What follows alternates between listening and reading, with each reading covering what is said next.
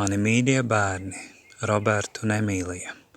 Šodien jau ir 12. aprīlis, un pirms dažām dienām, 9. aprīlī 2025. gadā, tev, Roberta, bija dzimšanas diena. Kā parasti es centos vismaz piezvanīt, lai apsveiktu tevi un arī Emīliju, tavu māsiņu, tavā, mans dēliņa dzimšanas dienā. Taču man tas nebija iespējams, tā kā, diemžēl, pa 2 dažādiem telefonu numuriem, uz kuriem es zvanīju, atbilde nesakoja. Tā vietā mans numurs jau sen ir nobloķēts. Taču es centos sazvanīt jūs un apsveikt vismaz caur kādu citu cilvēku, kam es palūdzu, lai piezvana manā vārdā.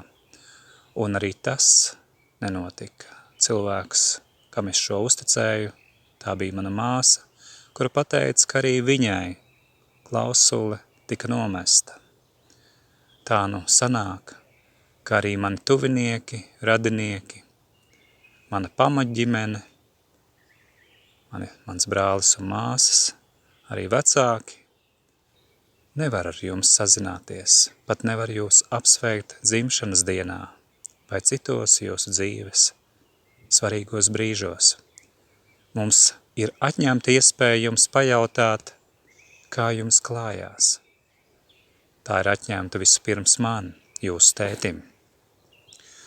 Taču arī šādā situācijā es meklēju ceļu un iespējas, lai kādas tās būtu, iespējas jūs ieraudzīt, jūs sadzirdēt, jūs satikt. Atšķirībā no citām reizēm, es nopubliskoju iespēju piezvanīt un apsveikt tevi, Roberta, un arī tevi, Emīlija. Roberta dzimšanas dienā, arī vēl citiem cilvēkiem, manu paziņu un draugu lokā. Vai kāds to no viņiem mēģināja darīt vai nē, to es nezinu. Taču šo 3 diennakšu laikā neviens no viņiem nav nekādi reaģējis, nec ko sacījis, vai ir kāda, jau kāda atbilde saņemta. Tādā īstenībā esam, kur es jūs tētis meklēju jūs, un man nav zināms, taču sirdī jūtu, ka arī jūs meklējat mani. Es gribu jūs dzirdēt, mani bērni.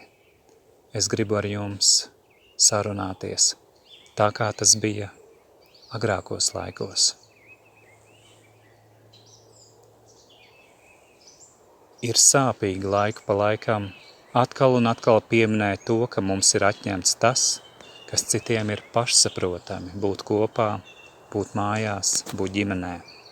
Es šobrīd esmu tālumā, esmu kādā pastaigas vietā, mežos, un domās esmu ar jums, mani bērni, mani mīļie. Jūsu tētis Mareks.